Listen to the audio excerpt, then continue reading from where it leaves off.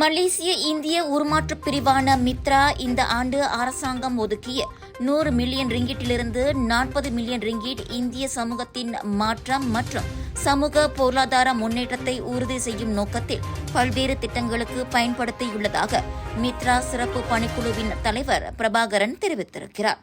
B40 எனப்படும் குறைந்த வருமானம் பெறும் தரப்பினருக்கு முன்னுரிமை அளித்து பல்வேறு செயல்முறை திட்டத்தின் மூலம் 40 மில்லியன் ரிங்கிட் ஆக்கப்பூர்வமாகவும் வெளிப்படையாகவும் செலவிடப்பட்டுள்ளதாக அவர் கூறினார். எங்களுக்கு ஒரு இலக்கு அல்லது நோக்கம் இருக்கிறது. இதுவரை மித்ரா வழங்கிய ஒதுக்கீடு மூலம் அரசு மற்றும் தனியார் உயர்கல்வி நிறுவனங்களில் மாணவர்களுக்கு நிதி உதவி, சிறுநீரக நோயாளிகளுக்கான டயாலிசிஸ் உதவி மற்றும் தனியார் மழலையர் பாலர் பள்ளி மாணவர்களுக்கு உதவி உட்பட பல்வேறு திட்டங்களை மித்ரா அமல்படுத்தியிருக்கிறது. எஞ்சியிருக்கும் 60 மில்லியன் ரிங்கிட் ஒதுக்கீடு கல்வி நிதி, தொழில் நிபுணத்துவ சான்றிதழ்கள், தோட்டம் மற்றும் கிராமப்புற மக்களுக்கு உதவி போன்ற பல திட்டங்கள் மற்றும் முன்முயற்சிகளுக்கு பயன்படுத்தப்படும் என்று பினாங்கு இந்திய வர்த்தக மற்றும் தொழில்மன்ற மண்டபத்தில் நேற்று செய்தியாளர்களிடம் பிரபாகரன் இத்தகவலை வெளியிட்டார். பினாங்கில் குறு, சிறிய மற்றும் நடுத்தர தொழில் முனைவர்கள் உதவி திட்டத்திற்கு பிறகு அவர் செய்தியாளர்களை சந்தித்தார். பினாங்கு மாநிலத்தில் உள்ள இந்திய சமூகத்தைச் சேர்ந்த B40 பிரிவைச் சேர்ந்த 125 தொழில் முனைவோருக்கு வணிக உபகரண பொருட்கள் உதவி மற்றும் ஆலோசனை சேவைகளை வழங்க மொத்தம் 7 லட்சம் ரிங்கிட் ஒதுக்கீடு வழங்கப்பட்டதாக பிரபாகரன் சுட்டிக்காட்டினார். நாட்டின் வளர்ச்சி பாதையில் இந்திய சமூகம் பின்தங்கி இருக்கக்கூடாது என்பதில் மித்ரா உறுதியுடன் இருப்பதோடு அவர்களின் நலன்களை பாதுகாக்க தொடர்ந்து முனைப்புடன் செயல்படுவதாகவும் அவர் தெரிவித்தார்.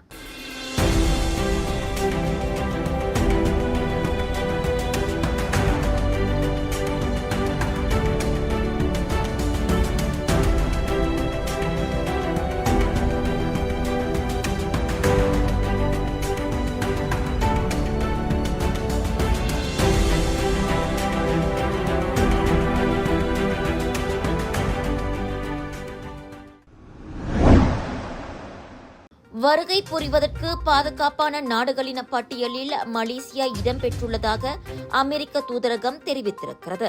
சுற்றுலா செல்வதற்கு மலேசியா பாதுகாப்பான நாடாக இல்லை என அமெரிக்காவைச் சேர்ந்த கல்வியாளர் ஒருவர் கூறியிருந்தாலும் பயணம் செய்வதற்கான பாதுகாப்பான நாடுகளின் பட்டியலில் மலேசியா முதல் பிரிவில் இடம்பெற்றிருப்பதாகவும் அமெரிக்கர்களுக்கு தெரிவிக்கப்பட்ட பயண ஆலோசனையில் எந்தவொரு மாற்றமும் இல்லை என அமெரிக்க தூதரக அதிகாரி ஒருவர் தெரிவித்திருக்கிறார். பாதுகாப்பு அச்சத்திற்கு மிகவும் குறைந்த நிலை என்பதை முதல் பிரிவுக்கான ஆலோசனை என அமெரிக்க தூதரகத்தின் பயண விவகார தொடர்பு பிரிவின் ஆலோசனை ஆய்வில் தெரிவிக்கப்பட்டுள்ளது. சுற்றுப்பயணிகள் அனைத்துலக ரீதியில் எங்கு பயணம் மேற்கொண்டாலும் பாதுகாப்பில் கவனம் செலுத்த வேண்டும் என்பதோடு பாதுகாப்பு அம்சத்தில் விழிப்பாக இருக்க வேண்டும் என்ற நடவடிக்கைக்கு முன்னுரிமை கொடுப்பதை பயண ஆலோசனையின் முதல் பிரிவு வலியுறுத்துகிறது. பயண ஆலோசனையில் 4வது நிலைத்தான் சம்பந்தப்பட்ட நாடுகளுக்கு அமெரிக்க பிரஜைகள் செல்லக்கூடாது அல்லது அந்த நாட்டிலிருந்து விரைவாக வெளியேறிவிட வேண்டும் என்று விடுவிக்கப்படும் ஆலோசனையை கொண்டுள்ளது என விளக்கம் அளிக்கப்பட்டிருக்கிறது. ராஜயோகாவின் தனித்துவம் நிறைந்த ஓமம் தண்ணீர் சுப காரியங்களுக்கு உபயோகிக்க ராஜயோகாவின் பன்னீர், ராஜயோகாவின் சுத்தமான தேங்காய் எண்ணெய் மற்றும் ராஜயோகாவின் தரமான எள்ளிலிருந்து எடுக்கப்பட்ட சுத்தமான நல்லெண்ணெய், இவை அனைத்தும் உங்கள் ராஜயோகாவில். இது ஒரு சிம்லா மார்க்கெட்டிங் வெளியீடு.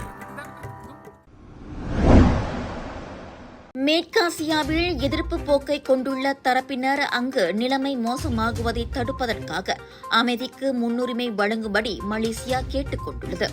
மேற்காசியாவில் நெருக்கடி அதிகரித்து வருவது குறித்து மலேசியா கவலை அடைவதாக நியூயார்க்கில் உள்ள ஐநாவுக்கான மலேசியாவின் நிரந்தர பேராளர் டாக்டர் அஹ்மத் ஃபைசால் மொமார் தெரிவித்திருக்கிறார்.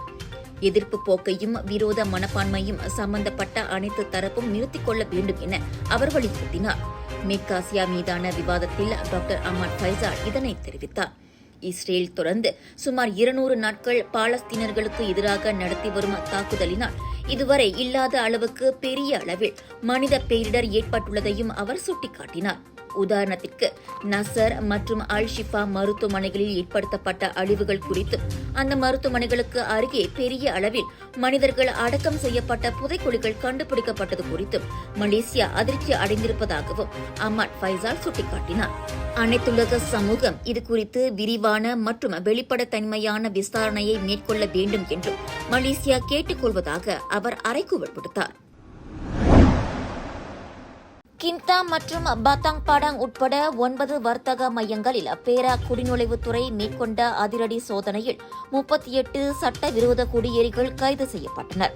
1963ஆம் ஆண்டின் குடிநுழைவு சட்டத்தின் விதிமுறையை மீறியுள்ளனர் என்ற சந்தேகத்தின் பேரில் 20 முதல் 55 வயதுடைய அவர்கள் அனைவரும் கைது செய்யப்பட்டதாக பேரா குடிநுழைவுத்துறையின் இயக்குநர் மியோர் எஸ்புல்லா தெரிவித்தார். காலை 9 மணிக்கு மேற்கொள்ளப்பட்ட அந்த சோதனை நடவடிக்கை அதிகாலை 2 மணி வரை நடைபெற்றதாகவும் உணவகங்கள், தங்கும் விடுதி, பல பொருட்களை விற்கும் 2 கடைகள் மற்றும் ஒரு தொழிற்சாலையிலும் இந்த சோதனை மேற்கொள்ளப்பட்டதாக அவர் கூறினார். பேரா குடிநுழைவுத்துறையின் அமலாக்க பிரிவுக்கு கிடைத்த உளவு தகவல் மற்றும் கண்காணிப்பை தொடர்ந்து அந்த இடங்களில் பரிசோதனை மேற்கொள்ளப்பட்டது. வங்காளதேசத்தைச் சேர்ந்த 6 ஆடவர்கள், 4 இந்தோனேசிய பெண்கள், மியான்மரைச் சேர்ந்த 10 ஆண்கள், 2 பெண்கள், 5 சீன பிரஜைகள் மற்றும் 3 இந்திய பிரஜைகளும் கைது செய்யப்பட்டவர்களில் அடங்குவர் என மியோர் வெளியிட்ட அறிக்கையில் கூறியிருக்கின்றார். சுவாச பிரச்சனை, சளி, இருமலுக்கு உகந்த தீர்வு சைலஜா பேபி ஹெர்பல் கிரீம். துளசி, கரிஞ்சீரகம், கிராம்பு போன்ற மூலிகைகளால் கொண்டு தயாரிக்கப்பட்டுள்ள சைலஜா பேபி ஹெர்பல் கிரீம் உங்கள் குழந்தைக்கு சிறந்த தேர்வு. கூலேமில் வீட்டிலுள்ள இரும்பு கதவின் இடையிலுள்ள இரும்பு துண்டில் தலை சிக்கிக் கொண்டதால் வலியால் சுமார் 1 மணி நேரம் துடித்து கதறிய ஆண் குழந்தையை தீயணைப்பு மற்றும் மீட்பு படை வீரர்கள் மீட்டனர். இந்த சம்பவம் சுங்கை கரங்கானில் உள்ள வீட்டில் நேற்று மாலை மணி 4:30 அளவில் நிகழ்ந்தது. பாடாங் மிஹாவில் தாம் வேலையில் இருந்தபோது இச்சம்பவம் குறித்து தமது மனைவி தகவல் தெரிவித்ததாக அந்த குழந்தையின் தந்தையான 32 வயதுடைய அஸ்வான் முகமது நூர் தெரிவித்தார். தனது மகன் நன்றாக நடக்கக்கூடியவன் என்பதோடு எப்போதும் இரும்பு கதவுக்கு அருகே நின்று கொண்டிருப்பான் என்பதால் அவனது தலை எப்படி அதில் சிக்கிக் கொண்டது என்று தெரியவில்லை என அவர் கூறினார். எனினும் இச்சம்பவம் நிகழ்ந்த இடத்திற்கு வந்து தீயணைப்பு மற்றும் மீட்பு படை வீரர்கள் கதவின் இரும்பு துண்டை சிறப்பு கருவியின் மூலம் விரிவுபடுத்தி குழந்தையை மீட்டனர். இச்சம்பவத்தில் அந்த குழந்தை எந்த ஒரு காயமும் அடையவில்லை என கூலிம் தீயணைப்பு மற்றும் மீட்பு நிலையத்தின் தலைவர் அமீசுல் அஸ்வான் அம்டான் தெரிவித்தார். நியூயார்க்கிலிருந்து லாஸ் ஏஞ்சல்ஸ் செல்லும் வழியில் நேற்று புறப்பட்ட டெல்டா ஏர்லைன்ஸ் ஜெட் விமானத்திலிருந்து அவசர காலத்தில் வெளியேறும் ஸ்லைட் கீழே விழுந்ததாக அந்த விமான நிறுவனம் தெரிவித்திருக்கிறது. அந்த விமானத்தில் 183 பேருடன் பயணம் செய்த ஊழியர்கள் அவசர நிலையை அறிவித்து விமானத்தை உடனடியாக ஜான் எஃப் கென்னடி அனைத்துலக விமான நிலையத்திற்கு திருப்பினர். விமானத்தின் அவசர நிலைக்கான ஸ்லைட் மீண்டும் பொருத்துவதற்காக இந்த அவசர தரையிறக்கம் மேற்கொள்ளப்பட்டதாக டெல்டா ஏர்லைன்ஸ் வெளியிட்ட அறிக்கையில் தெரிவித்திருக்கிறது. எங்கள் வாடிக்கையாளர்கள் மற்றும் மக்களின் பாதுகாப்பை விட முக்கியமானது எதுவும் இல்லை என்பதால் டெல்டா விமான குழுவினர் தங்கள் விரிவான நடவடிக்கையை மேற்கொண்டு ஜான் எஃப் கென்னடி விமான நிலையத்திற்கு திருப்புவதற்கான நடைமுறைகளை பின்பற்றினர் என அந்த விமான நிலையத்தின் அறிக்கையில் தெரிவிக்கப்பட்டுள்ளது. முழுமையாக மதிப்பீடு செய்யப்படும் வரை சம்பந்தப்பட்ட போயிங் 767 விமானம் சேவையிலிருந்து நீக்கப்பட்டுள்ளதாகவும் விசாரணைக்கு ஒத்துழைப்பும் எனவும் டெல்டா ஏர்லைன்ஸ் கூறியுள்ளது.